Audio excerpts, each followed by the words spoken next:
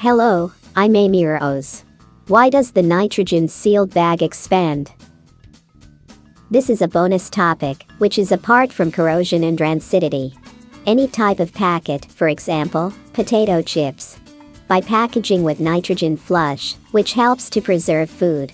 Nitrogen makes up 78 to 80% of the air we breathe. The ballooned nitrogen in the pack which provides protection for the product during transport. The nitrogen inside of the package helps prolong shelf life and freshness. Now, once we take them in higher altitude, the entire bag will expand in the form of a balloon. Its nitrogen atoms are trying to emerge out from the pack as soon as the atmospheric pressure decreases with increase in altitude. If the pressure exceeded the strength of the pack, this causes it to break, and it may explode like a balloon. You'll get shocked if lots of potato chips will fly away, and its nitrogen is lost. I hope you've learned about altitudes with new assistant Silver the Hedgehog.